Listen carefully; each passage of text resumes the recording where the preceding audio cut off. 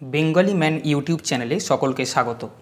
আসন্ন PSC ICDS মেনে 4th পেপারে 100 নম্বরের পাটিগণিতে যে সিলেবাসে আছে, মূলত তার লক্ষ্যে আজ আমরা পাটিগণিতের অঙ্ক পরীক্ষায় কিভাবে করা উচিত তা শিখব।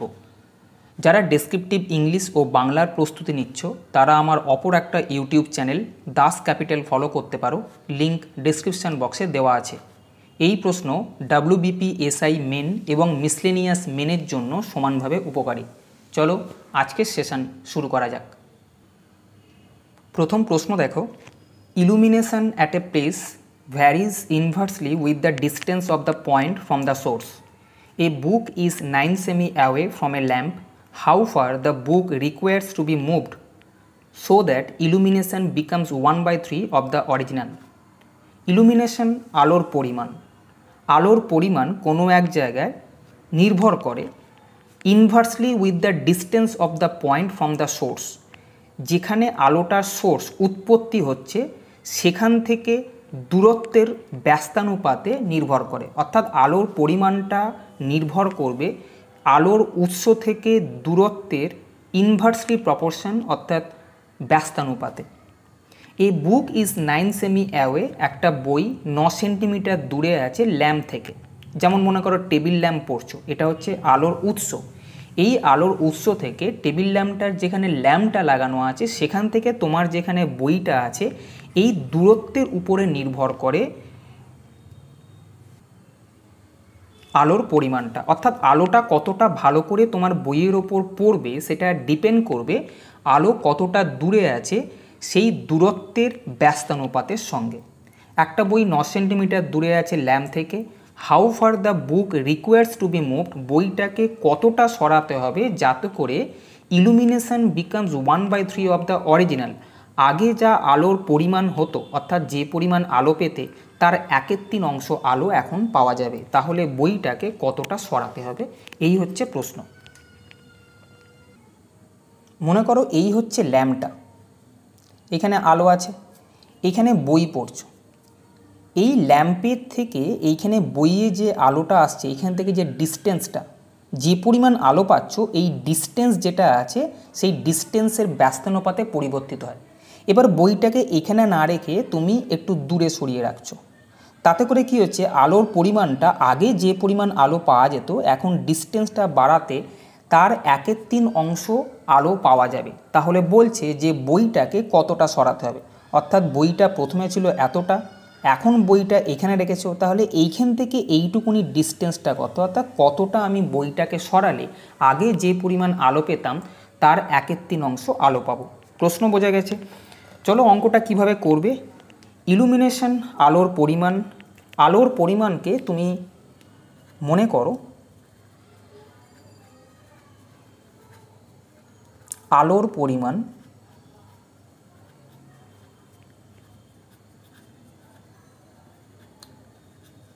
সমান L এবং আলোক উৎস থেকে সোর্স থেকে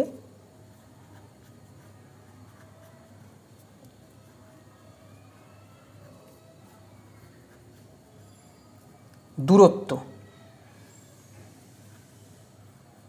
সমান ডিস্টেন্স D ধরো। আলোর উৎস থেকে এই বইয়ের দূরত্ব হচ্ছে D।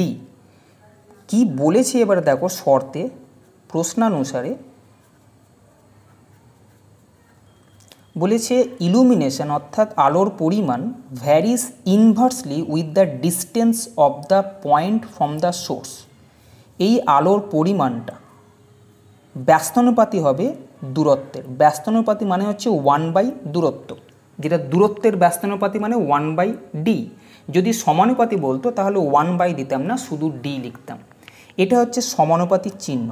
এই সমানুপাতির চিহ্নটাকে তুলতে গেলে তোমাকে একটা কনস্ট্যান্ট ফিগার নিয়ে আসতে হবে, অর্থাৎ L = চিহ্ন দেবো, এই সমানুপাতির চিহ্নটা উঠলো, একটা ধ্রুবক k আনলাম, k × 1/d² যেরকম ছিল। দেখো k হচ্ছে ধ্রুবক, ধ্রুবক মানে হচ্ছে একটা সংখ্যা যেটা ফিক্সড, 3 হতে পারে, 4 হতে পারে, 5 হতে পারে, যে কোনো একটা সংখ্যা যেটা ফিক্সড সেটাকে আমরা ধ্রুবক বলবো। তোমাকে এখানে লিখতে হবে k হচ্ছে ধ্রুবক। তার মানে যখন এরকম ইনভার্সলি প্রপোর্শন বা শুধু প্রপোর্শন দেবে তখন এই চিহ্নটা অনুযায়ী তুমি ক্যালকুলেশন করবে, চিহ্নটাকে তুলে যখন ইকুয়াল করবে, কেন ইকুয়েশনে ফর্ম করতে হবে, পরে ডাটা দেবে, ইকুয়াল চিহ্ন যখন দেবে তখন একটা ধ্রুবক নিয়ে আসতে হবে, এই ধ্রুবক ইনটু যেটা আছে, এই ধ্রুবকটা একটা ফিক্সড মান যেটাকে তোমাকে প্রথমে বার করতে হবে। বোঝা গেছে? বার করবে কিভাবে?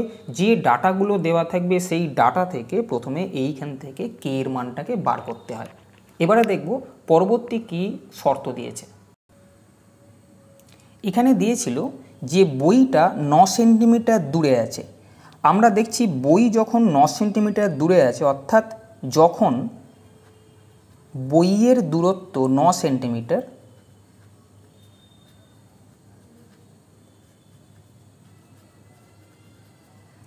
তখন দেখো এখানে কি পেলাম, শুধুমাত্র দূরত্ব পেয়েছি 9 সেন্টিমিটার। দূরত্ব মানে কি D.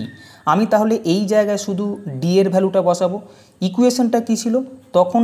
L is equal to K into 1/d²। D মানে হচ্ছে 9, আমি এখানে 9² লিখলাম, অর্থাৎ k/81। বোঝা গেছে? এল ইজ ইকুয়াল টু k/81 এটা পেলাম, যেখানে শুধুমাত্র দূরত্ব দেওয়া আছে। এবারে পরের কন্ডিশন দিয়েছে যে কতটা বইটাকে সরাতে হবে যাতে করে আলোর পরিমাণ 1/3 হবে। এখন আলোর পরিমাণ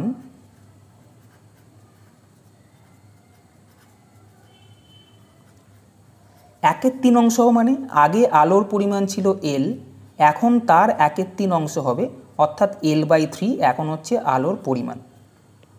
অতএব আমরা আবার এই ইকুয়েশনটাতেই আবার বসাবো। এই সেম ইকুয়েশনে সবসময় ক্যালকুলেশন করতে হবে, এটা মনে রেখো। আমি এখান থেকে কি পেলাম? আলোর পরিমাণ হচ্ছে l/3। আমরা জানি আলোর পরিমাণ k ইন্টু 1/d² সঙ্গে সমানুপাতিক। বোঝা গেছে? এখন আলোর পরিমাণ এইটা বলেছে কতটা বইটাকে সরাতে হবে যাতে করে আলোর পরিমাণটা l/3 হয়। আমি মনে করছি এখন আলোর পরিমাণ এইটা যখন পুস্তকটি x সেমি দূরে রাখতে হয়, দূরে রাখা হয়। বলেছে কতটা দূরে রাখলে, কতটা দূরে আমি রাখবো, যে বইটাকে কতটা আমি মুভ করব যাতে করে আলোর পরিমাণটা আগের তুলনায় 1/3 অংশ হবে। আমি মনে করছি বইটা এখন 1 সেন্টিমিটার দূরে রাখবো যাতে করে আলোর পরিমাণ যা ছিল তার 1/3 অংশ, অর্থাৎ l/3 হচ্ছে। এবার এই ডাটাটা আমরা ওই ইকুয়েশনের মধ্যে বসাবার চেষ্টা করব। কিভাবে? আগে আলোর পরিমাণ ছিল l, এখন আলোর পরিমাণ কি হলো? l/3। বোঝা গেছে? আগে আলো পরিমাণ এল ছিল তাই এল ইজ ইকুয়াল টু লিখেছিলাম, এখন আলো পরিমাণ l/3 হয়েছে তাই এখন l/3 লিখেছি। ইজ ইকুয়াল টু কে যেরকম আছে 1/, এখন ডিস্টেন্স কি হয়ে গেছে? এখন ডিস্টেন্স আমি ধরেছি x সেন্টিমিটার, আগে ডি ধরেছিলাম তাই d² লিখেছি, এখন x ধরেছি তাই আমি x² লিখছি। বোঝা গেছে? এবারে দেখো এই জায়গায় এল ইজ ইকুয়াল টু k/81 একটা ভ্যালু পেয়েছিলাম, এই ভ্যালুটাকে আমি এখানে পুট করব। আমার এখানে জায়গা নিতে আমি এখানে করছি। এল যে ভ্যালুটা এখান থেকে পেয়েছিলাম k/81 সেটা লিখলাম, এখানে 3 ছিল তাই এখানে 3টা যেরকম ছিল রেখে দিলাম। বোঝা গেছে? এই এলের জায়গায় এল is equal to k/81 put করলাম, এদিকে যেরকম কে ছিল ইন্টু 1/x² বসিয়ে রাখলাম। এই কে কেটে গেল, তাহলে x² is equal to 81 into 3, x² is equal to 81 into 3। তাহলে x এর ভ্যালু কত হবে? x এর ভ্যালু হবে √81 ইন্টু 3। 81√9 এবং √3 যেরকম আছে রেখে দাও। x কি ধরেছিলাম? x ধরেছিলাম, এই দেখো আমি এখানে বলেছিলাম যে এইখানে আলোর সোর্স আছে, আমার বইটা প্রথমে এইখানে ছিল এখন এখানে আছে, আমি এইখান থেকে এই পর্যন্ত ডিস্টেন্স এখন x ধরেছি। বলেছি যে কতটা সরাতে হবে। দেখো এখন এইখানে বইটা রেখেছি, আগে ছিল এইখানে, তাহলে সরাতে হবে এখনকার এই ভ্যালু থেকে আগের এই ভ্যালুটাকে মাইনাস করব, তবে গিয়ে বইটা কতটা সরাতে হবে সেটা লেখা আছে। How far the book requires to be moved, কতটা সরাতে হবে।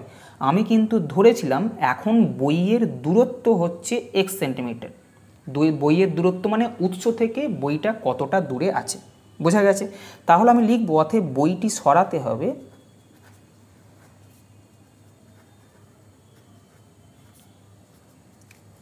বইটা আমি এখন 9√3 সেন্টিমিটার দূরে রেখেছি, আগে বইটা 9 সেন্টিমিটার দূরে ছিল, তাহলে সরাতে হবে এখনকার দূরত্ব থেকে আগের দূরত্ব মাইনাস করলাম।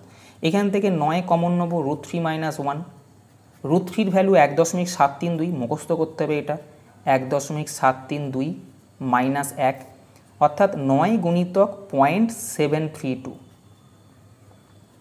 9 গুণিতক 0.732 মানে হচ্ছে 6.588 সেন্টিমিটার। এটাকে পারলে যেহেতু অ্যাপ্রক্সিমেট ভ্যালু আছে, দেখো এটাকে তুমি 5টাকে 6 করতে পারো, কারণ এর পরের ফিগারটাকে দেখতে হয় 5 বা 5-এর বেশি যদি এই ফিগারটা থাকে তাহলে এই ফিগারটাকে 1 বাড়িয়ে দিতে হয়। তাহলে আমি এখান থেকে লিখতে পারি 6.6 সেমি, এইটা হবে উত্তর। বইটাকে 6.6 সেমি সরাতে হবে। পরের প্রশ্ন, 2 নম্বর প্রশ্নে বলেছে a number consisting of 2 digits is 7 times the sum of the digits if the digits be interchanged in position so that the number so formed is 4 times the sum of the digits। একটা 2 অঙ্কের সংখ্যা, a number consisting of 2 digits, একটা 2 অঙ্কের সংখ্যা আছে, সেই 2 অঙ্কের সংখ্যা, সেই সংখ্যাটা is 7 times the sum of the digits, যে অঙ্কগুলো আছে তাদের যোগফলের 7 গুণের সঙ্গে সমান। একটা 2 অঙ্কের সংখ্যা, সংখ্যাটির অঙ্কগুলির যোগফলের 7 গুণের সঙ্গে সমান। If the digits be interchange, যদি অঙ্কগুলো পরস্পর স্থান পরিবর্তন করে, so that the number so formed, এখন স্থান পরিবর্তন করার ফলে যে সংখ্যাটা তৈরি হলো সেটা অঙ্কগুলোর যোগফলের 4 গুণ, এটা প্রমাণ করো। দেখো এখানে একটা সমস্যা আছে, সংখ্যা আর অঙ্ক, বাংলায় যেটাকে আমরা বলছি ডিজিট, ইংলিশে ডিজিট আর নাম্বার। ডিজিট মানে হচ্ছে অঙ্ক আর নাম্বার মানে সংখ্যা। মনে করো একটা সংখ্যা হচ্ছে 72, এটা হচ্ছে সংখ্যা। এবার এর মধ্যে 7 আর 2 দুটো ডিজিট আছে, এটা হচ্ছে ইউনিট ডিজিট বা একক স্থানের অঙ্ক, আর এটা হচ্ছে দশক স্থানের অঙ্ক। এবার দেখো 72 কিভাবে আসে, আমরা জানি এটা একক, এটা দশকে থাকে। দশক স্থানে যে অঙ্কটা আছে তার সঙ্গে 10 গুণ করতে হয়, যেহেতু দশক স্থানে আছে, প্লাস একক স্থানে যেটা আছে সেটা বসে যায়, এইভাবে সংখ্যা তৈরি হয়। অর্থাৎ একক স্থানেরটা আমি বসাবো, দশক স্থানে যে অঙ্কটা থাকবে তার সঙ্গে 10 আমাকে গুণ করতে হবে, তবে গিয়ে 7 × 10 = 70 + 2 = 72 এই সংখ্যাটা আসে। আমি ধরব সংখ্যাটার একক স্থানের অঙ্ক আর দশক স্থানের অঙ্ক। কেন, আমাকে একটা সংখ্যা ফর্ম করতে গেলে সংখ্যার একক স্থানের অঙ্ক বা ডিজিট এবং দশক স্থানের অঙ্ক বা ডিজিটটাকে ধরতে হবে। আমি মনে করি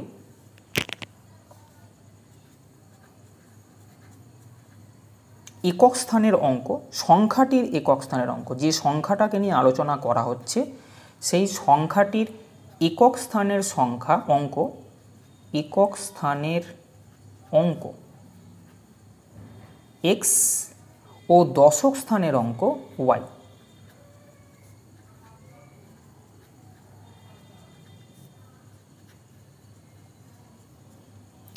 যাই আমি একক স্থানের অঙ্ক আর দশক স্থানের অঙ্কটা লিখলাম, তাহলে আমি সংখ্যাটাকে পাবো, সংখ্যাটাকে আমি ফর্ম করতে পারবো।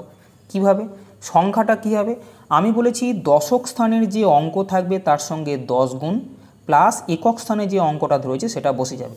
আমি দশক স্থানে অঙ্ক ধরেছি y, তার সঙ্গে 10 গুণ করব, প্লাস একক স্থানের যে অঙ্কটা লিখেছি সেটা আমি এখানে বসিয়ে দেবো। এটা হলো সংখ্যাটা, বোঝা গেছে। এবারে দেখো প্রশ্নে বলেছে যে এই সংখ্যাটা, এই যে 2 অঙ্কের একটা সংখ্যা এলো, এই সংখ্যাটা is 7 times the sum of the digits, অঙ্কগুলোর যোগফলের 7 গুণের সঙ্গে সমান। তাহলে আমি লিখতে পারি প্রশ্নানুসারে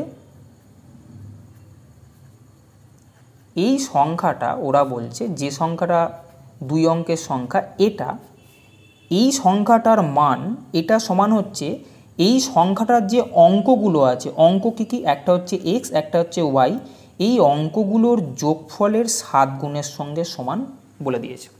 আমি তাই 7 গুণের সঙ্গে সমান লিখলাম। এটাকে জাস্ট একটু ক্যালকুলেশন করে নাও। 10y + x = 7x + 7y আছে। এখানে এত শর্ট জায়গা, 10y + x = 7x + 7y, এটা এ করব। এক্স যদি এইদিকে যায়, খেয়াল করো এক্সটাকে এদিকে নিয়ে যাচ্ছি, 7y-টাকে এদিকে নিয়ে যাচ্ছি। এক্সটাকে এইদিকে নিয়ে গেলে 7x - x সমান কী হবে 6x, সমান ওয়াইটাকে যদি এদিকে নিয়ে আসি 10y থেকে 7y বাদ গেলে 3y। তাহলে এক্সের ভ্যালু কত হবে? এক্সের ভ্যালু হবে 3y/6। 3 দুগুণে 6 কাটবে, তাহলে y/2। আমি এটাকে ফ্রেশ করে লিখছি, x = y/2 হয়েছে। এবারে দেখো পরে কি ডাটা দিয়েছে। পরে বলেছে দেখাও যে if the digits be interchange, অঙ্কগুলো যদি পরস্পর স্থান পরিবর্তন করে তবে যে সংখ্যাটা তৈরি হলো সেই সংখ্যাটা 4 times the sum of the digits, অঙ্কগুলোর 4 গুণের সঙ্গে সমান। আমি দেখব যে যদি অঙ্কগুলো পরস্পর স্থান পরিবর্তন করে তাহলে সংখ্যাটা কি হয়। যদি অঙ্কগুলো পরস্পর স্থান পরিবর্তন করে, অঙ্কগুলি পরস্পর স্থান পরিবর্তন করে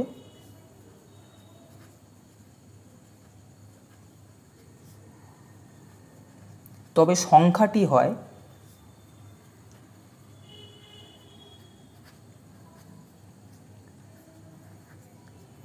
স্থান পরিবর্তন করা মানে কি, এক্স ওয়াইয়ের জায়গায় চলে যাবে, ওয়াই এক্সের জায়গায় চলে যাবে। অঙ্কগুলো স্থান পরিবর্তন করছে। এক্স যদি ওয়াইয়ের কাছে চলে যায় তাহলে এটা হবে 10x, আর ওয়াই যদি এক্সের কাছে চলে যায় তাহলে সংখ্যাটা হবে 10x + y। বলেছে এই যে সংখ্যাটা এলো, প্রমাণ করো যে এই সংখ্যাটা is 4 times the sum of the digits, 4 times the sum of the digits, অর্থাৎ 4 × x + y, এটা তোমাকে প্রমাণ করতে হবে। এইটা = 4 × x + y তোমাকে প্রমাণ করতে হবে। বোঝা গেছে? 4 times the sum of the digits, digit যেগুলো আছে, অঙ্ক যেগুলো আছে সেগুলোর যোগফলের 4 গুণের সঙ্গে সমান, এই মানটা তোমাকে প্রমাণ করতে হবে। দেখো এক্ষেত্রে আমি এক্সের ভ্যালু y/2 এখানে একমাত্র পেয়েছি। আমি এক্সের জায়গায় y/2 বসাতে পারি। 10 × এক্সের জায়গায় আমি y/2 বসালাম, প্লাস y যেরকম আছে। এখানে এটা কাটলে কি হবে, 5y + y = 6y হবে। তোমাকে টার্গেট কি, 4x + y, 4 × x + y, এটা টার্গেট। বোঝা গেছে? এবারে দেখো 6y-কে যেহেতু 4 গুণিতক আছে, আমি এরকম ভাবতে পারি 6y-কে যেহেতু 4 গুণিতক আছে, আমি একটা 4y, তাহলে আর একটা +2y করতে হবে, তবে গিয়ে 6y হবে। কেন এইভাবে ভাঙলাম, আমি দেখতে পাচ্ছি আমাকে 4 × করতে হবে, তাই 4 একটা আমি বার করলাম, 4y প্লাস ব্যালেন্স যেটা আছে 2y, সেটাকে আমি রেখে দিলাম। কিন্তু আমার টার্গেট 4 × x + y করা, অর্থাৎ আবার x নিয়ে আসতে হবে। খেয়াল করছো এখানে সব y আছে, আবার কিন্তু x নিয়ে আসতে হবে, এটা আমার টার্গেট। আমি এখানে ওটাকে আবার লিখতে পারি 4 × দেখো আমি 4 কমন নিচ্ছি এখান থেকে। যদি কমন নিই তাহলে এখানে ওয়াইটা বসে যাবে। খেয়াল করো আমি শুধু 4 কমন নিয়েছি, ওয়াই বসে গেল, প্লাস আমার টার্গেট এক্স নিয়ে আসা, ওয়াই চলে এসছে। আমি যাই এখান থেকে 4 কমন নেবো, তাহলে এই জায়গাটা কি পড়ে থাকবে, y/2 পড়ে থাকবে। কেন বলো তো, দেখো যখন ব্র্যাকেট খুলবে 4y চলে আসবে, 4 × y/2, 4 × y/2, এটা কাটলে কিন্তু 2y আসবে, যেটা আগে ছিল। কেন এরকম করা হলো ভালো করে বোঝো। 4 × y যেরকম আছে y/2 এর ভ্যালু হচ্ছে x, দেখতে পাচ্ছ? তাই y/2 এর জায়গায় আমি x লিখতে পারি। দেখো এইটা চলে এলো 4 × x + y, এখানে জাস্ট প্রমাণিত লিখে দেব, অর্থাৎ প্রমাণ করা হলো যে যা বলেছিল সেটা সত্যি। বোঝা গেছে? পরের প্রশ্নে যাওয়ার আগে একটা কথা বলে দিই, ডেসক্রিপটিভ ম্যাথমেটিক্সের উপর একটা ই-বুক তৈরি করা হয়েছে। পিএসসির বিভিন্ন পরীক্ষা যেমন WBCS মেন 2013 পর্যন্ত যেভাবে ডেসক্রিপটিভ প্রশ্ন আসতো, মিসলেনিয়াস মেন এবং ক্লার্কশিপ মেনেতে ঠিক যেরকম ডেসক্রিপটিভ প্রশ্ন এসছে, সব প্রশ্নগুলোকে নিয়ে আমি 250 পিস প্রশ্নের 250টা প্রশ্নের একটা ই-বুক তৈরি করেছি, যেখানে 200টা প্রশ্নের সম্পূর্ণ সমাধান যেভাবে এখন দেখাচ্ছি সেইভাবে আমি করে দিয়েছি, এবং 50টা তোমাদের প্র্যাকটিসের জন্য রাখা হয়েছে। এই বইটা ফাইল সাইজ হচ্ছে, যেহেতু ই-বুক PDF 1.30 MBর বই, সেখানে 106 পাতা আছে। প্রশ্ন ইংরেজিতে যেভাবে পিএসসির পরীক্ষায় আসে, এবং উত্তর সম্পূর্ণ বাংলায় করে দেওয়া হয়েছে। প্রয়োজন মনে করলে নিচে দেওয়া লিঙ্কে ক্লিক করে বইটা নিতে পারো। পরের প্রশ্নে যাব। পরের প্রশ্নে বলেছে find the smallest number which is divisible by 17 but when divided by 12, 15, 18 and 24 leaves remainders 8, 11, 14 and 20 respectively. বলেছে ক্ষুদ্রতম সংখ্যা যেটা 17 দিয়ে বিভাজ্য, কিন্তু যখন 12, 15, 18 এবং 24 দিয়ে ভাগ করা হয় তখন 8, 11 এবং 14 এবং 20 ভাগশেষ থাকে। এমন একটা সংখ্যা আছে যেটা 17 দিয়ে বিভাজ্য, সেই সংখ্যাটাকে যখন 12 দিয়ে ভাগ করা হয় তখন 8 ভাগশেষ থাকে, 15 দিয়ে ভাগ করলে 11 ভাগশেষ থাকে, 18 দিয়ে ভাগ করলে 14 ভাগশেষ থাকে এবং 24 দিয়ে ভাগ করলে 20 ভাগশেষ থাকে। সেই সংখ্যাটাকে তোমাকে বার করতে হবে। দেখো এই অঙ্কগুলোর ক্ষেত্রে একটা জিনিস দেখবে, এখানে বলেছে 12, 15, 18, 24 দিয়ে ভাগ করলে 8, 11, 14 আর 20 ভাগশেষ থাকে।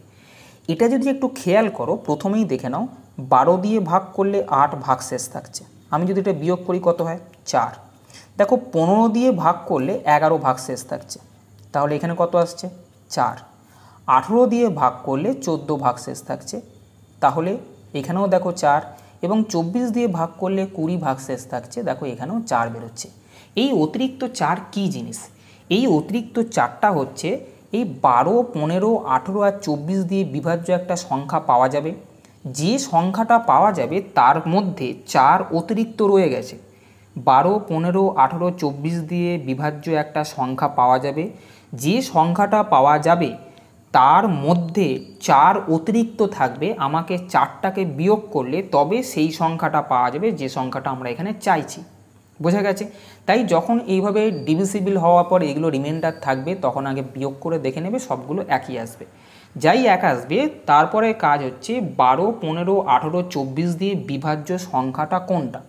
আমরা জানি 12, 15, 18 এবং 24 এই 4টে দিয়েই বিভাজ্য সংখ্যা হবে, এদের লসাগু যেটা সংখ্যা সমান হবে সেটা।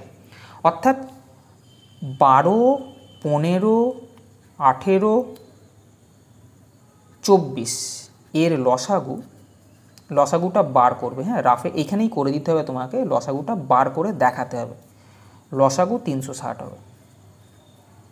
বোঝা গেছে? এটা পাশে লসাগুটা করে দেখাবে, এইখানে রাফে না, এখানেই লসাগুটা করে দেখাতে হবে। তাহলে লসাগু হলো 360। এখানে কি বলছে? 360টা কী জিনিস? 360 হচ্ছে সেই মিনিমাম সংখ্যাটা যেটাকে 12, 15, 18, 24 দিয়ে পুরোপুরি ভাগ করা যায়, তাই তো? লসাগু মানে তো তাই, মিনিমাম সংখ্যা যেটাকে 12, 15, 18, 24 দিয়ে পুরোপুরি ভাগ করা যাবে। কিন্তু পুরোপুরি ভাগ করা যাবে এই কথাটা বলা নেই, বলা হয়েছে ভাগ করার পর 8, 11, 14, 20 ভাগশেষ থাকবে। আমরা 8, 11, 14, 20 বিয়োগ করার পর দেখছি প্রতি ক্ষেত্রে 4 এখানে থাকছে। অর্থাৎ যে সংখ্যাটা হবে সেই সংখ্যাটা 360 না, মিনিমাম সংখ্যা সেটা 360-এর কোনো গুণিতক হবে। হতে পারে 720, 360 গুণিতক 2 720, 360 গুণিতক 3 360 গুণিতক 4। আমার জানা নেই মিনিমাম কোন সংখ্যাটার কথা এখানে বলা হয়েছে, তাই আমরা ধরে নেব সংখ্যাটি 360x। এক্স কী জিনিস? 1, 2, 3, 4, 5 যে কোনো একটা ফিগার হচ্ছে এক্স। কেন আমি একটু আগে বললাম সংখ্যাটা 360 গুণিতক 2, 360 গুণিতক 3 যে কোনো একটা হতে পারে। 360 গুণিতক এক্স, এক্স এমন একটা ফিগার যার মান হচ্ছে 1, 2, 3, 4, 5 ইত্যাদি। হয়েছে? এখান থেকে আমি এখানে যে সংখ্যাগুলো এই যে পাওয়া যাচ্ছে 4, এটাকে বিয়োগ করব। আমি আবার বলছি 360-এর সঙ্গে কিছু একটা যাই গুণ করবে, 1, 2, 3, 4, 5 যাই গুণ করো না কেন সেটা কিন্তু 12, 15, 18, 24 সব দিয়েই বিভাজ্য হবে। এখানে বিভাজ্য সংখ্যা চাইনি, এখানে ভাগশেষ থাকবে এই কথাটা বলা হয়েছিল। প্রতি ক্ষেত্রে 8, 11, 14, 20 ভাগশেষ থাকবে। যেটা দিয়ে ভাগ করা হচ্ছে সেখান থেকে ভাগশেষ বিয়োগ করলে যে সংখ্যাগুলো থাকবে সেই সংখ্যাটা এখান থেকে মাইনাস করতে হবে তোমাকে, তাহলে সংখ্যাটা হবে 360x - 4। বোঝা গেছে? এবার দেখো এই যে সংখ্যাটা আছে প্রথমেই দেয়া হয়েছিল এখানে যে এই সংখ্যাটা নাকি 17 দিয়েও বিভাজ্য। 17 দিয়ে বিভাজ্য যখন হয়েছে আমি 360কে এমন করে ভাঙার চেষ্টা করব যেন 360 বা 360-এর পাশাপাশি আসে। বোঝা গেছে? 360 বা 360-এর পাশাপাশি আসে। এটা করতে গেলে আমি দেখব 17 দিয়ে কত দূর আমি এখানে যেতে পারি। 17 গুণিতক আমি যদি এখানটায় 21 করি প্লাস 3, দেখো তো আসে কি না? 17 গুণিতক 21 357 প্লাস 3 360 আসছে। তাহলে আমি এটা কেন রাখতে পারি -4 যেরকম ছিল। কেন এরকম করা হলো? আমি চাইছি যে এই যে 17 দিয়ে বিভাজ্য মানে যে ইন্টু চিহ্ন আছে মানে 17 দিয়ে বিভাজ্য বোঝা যাচ্ছে। আমি এই জায়গাটা আলাদা করে 17 গুণিতক 21 গুণিতক এক্স এটাকে ছাড়িয়ে নিলাম। 17 গুণিতক 21 গুণিতক এক্স প্লাস 3x মাইনাস 4 যেরকম আছে। দেখো এই যে সংখ্যাটা পাওয়া গেল এটা 17 দিয়ে বিভাজ্য হবে। তার কারণ কি, এর মধ্যে একটা 17 আছে। এই যে টোটাল গুণ আছে এর মধ্যে 17 আছে মানে এই সংখ্যাটা 17 দিয়ে বিভাজ্য। কিন্তু বলেছিল পুরো সংখ্যাটাই 17 দিয়ে বিভাজ্য হতে হবে, তাহলে এই পার্টটাকেও 17 দিয়ে বিভাজ্য হতে হবে, তাই তো? তাহলে আমরা লিখব এখানে 17 গুণিতক 21 গুণিতক এক্স 17 দ্বারা বিভাজ্য।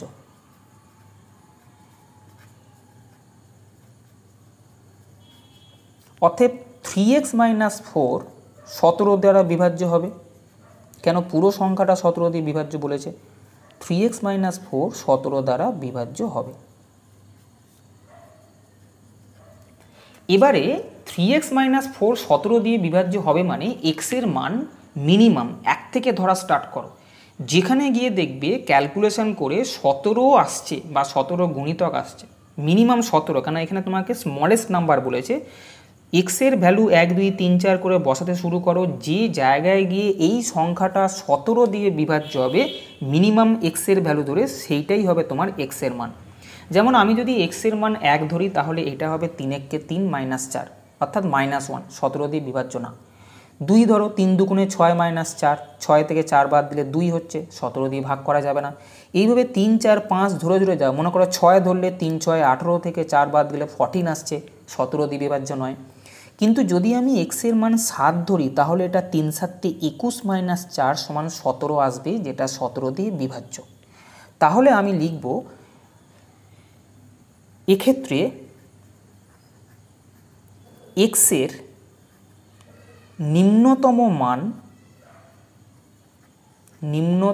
মান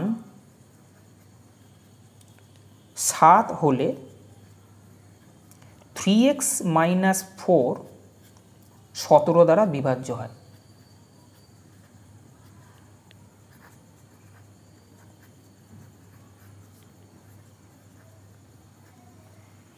হয়েছে?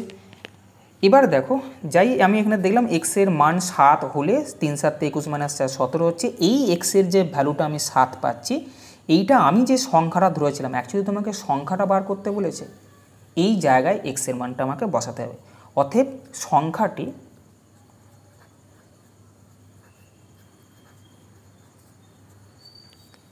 $360 গুণিতক এক্সের মান 7 মাইনাস 4, 2520 মাইনাস 4 সমান 2516, এটা হবে উত্তর। বোঝা গেছে? পরের প্রশ্ন। A contractor undertakes to build a road 12 km long in 350 days and employs 45 men. At the end of 200 days, he finds that only 4 and 1/2 km of the road have been built. How many additional men must he now employ so that the work is completed in time? একজন contractor কী করলো, 12 কিমি দীর্ঘ একটা রাস্তা 350 দিনে শেষ করবে বলে 45 জন লোক নিযুক্ত করলো। 200 দিন পর সে দেখলো 4.12 কিলোমিটার রাস্তা তৈরি হয়েছে। তাহলে এখন তাকে অতিরিক্ত কতজন লোক নিয়োগ করতে হবে যাতে করে কাজটা সময় মতো শেষ হয়, অর্থাৎ 350 দিনেই শেষ হয়।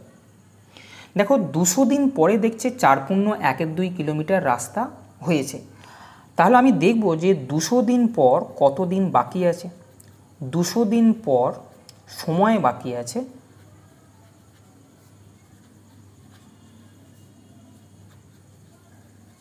মোট 350 দিন বলেছিল, তার মধ্যে 200 দিন হয়ে গেছে, তাহলে সময় বাকি আছে 150 দিন।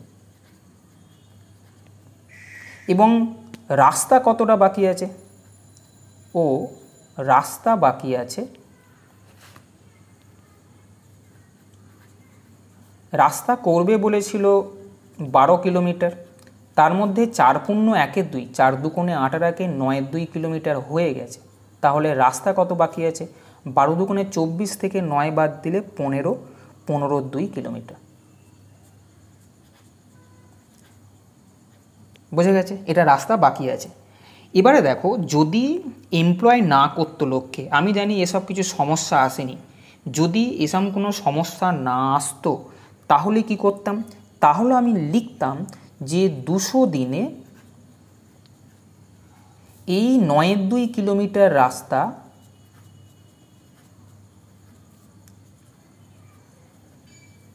তৈরি করে 45 জন। কেন প্রথমে 45 জনকেই নিয়োগ করা হয়েছিল? বোঝা গেছে। যদি আমি দেখতাম কোনো কিছু বলেনি কোশ্চেনের মধ্যে, শুধু বলেছে 200 দিন, তাহলে 200 দিনে 9.2 কিলোমিটার রাস্তা তৈরি করছে 45 জন, আমি এটা বলতাম। এবার বললাম একদিনেই রাস্তাটা তৈরি করতে হবে, তাহলে কি হবে, লোক আরও বেশি লাগবে। 200 দিনে করতে যতজন লেগেছিল, আমি যদি বলি একদিনেই করতে হবে, তাহলে লোক সংখ্যা বাড়াতে হবে। যাই বাড়াতে বলবো, এটার সঙ্গে যার নিচে 1 করলে সেটাকে এখানে গুণ হয়ে যাবে। এবার একদিনে 9.2 কিলোমিটার রাস্তা তৈরি করতে এতজন লাগছে, আমি বলছি একদিনে 1 কিলোমিটার রাস্তা করবে। দেখো এটা বড় ফিগার, 9/2 মানে 4 পয়েন্ট সামথিং, তাই তো 4.5। এর থেকে 1 হচ্ছে ছোট সংখ্যা, যাই বড় সংখ্যার থেকে ছোট সংখ্যা করবে, এইটা ভাগ হয়ে নিচে চলে আসবে। বোঝা গেছে। 9.2 কিলোমিটার রাস্তা তৈরি করতে এতজন লাগলে 1 কিলোমিটার রাস্তা তৈরি করতে আরও কম জন লাগবে, যাই কম বললাম এটা নিচে আসবে। 9.2 যাই নিচে আসবে, যখন পরের লাইনে ক্যালকুলেশন করবে সেটা 2/9 হয়ে যাবে। কেন, এইটা বাই 9.2 হবে, বাই 9.2 যখন হবে, যখন ক্যালকুলেশন করবে তখন উপরে 2/9টা উঠে যাবে। অর্থাৎ আমি এটাকে একবারে লিখতে পারি 45 গুণিতক 200 গুণিতক 2/9, এটা একবারেই করবে, দেখানোর কোনো দরকার নেই। বোঝা গেছে। তাহলে একদিনে 1 কিলোমিটার রাস্তা তৈরি করছে 45 গুণিতক 200 গুণিতক 2/9। এবার আমাকে 150 দিন বলেছে, তাহলে 150 দিনে কত করতে হবে, 15.2 কিলোমিটার রাস্তা। তাহলে 45 গুণিতক 200 গুণিতক 2/9 তো ছিলই,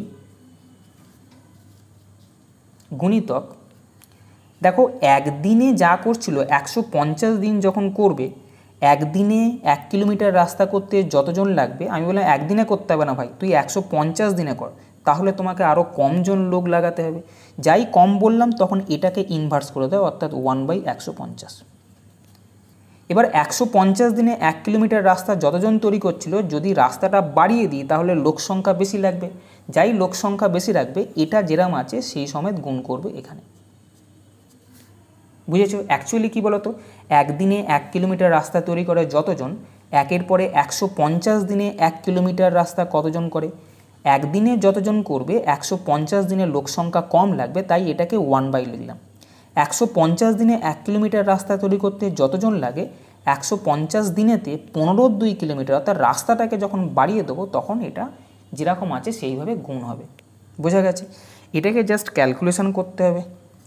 15 10 10, এখান থেকে 0, 2 10, 5 9 45, অর্থাৎ এখানে 100 আসছে, 100 জন। অর্থাৎ যে কাজটা বাকি আছে, 150 দিনের দিন বাকি আছে, 15.2 কিলোমিটার বাকি আছে, সেই কাজটা 100 জনের কমপ্লিট করে দেবে। কিন্তু আমার কাছে তো লোক ছিল 45 জন, তাহলে অতিরিক্ত লোক লাগছে, সেটা কত, 100 থেকে 45 জনকে বাদ দেবো। তাহলে আমি লিখব, অতএব অতিরিক্ত লোক নিয়োগ করতে হবে কত, অতিরিক্ত 100 মাইনাস আগে ছিল 45 সমান 55 জন লোক নিয়োগ করতে হবে।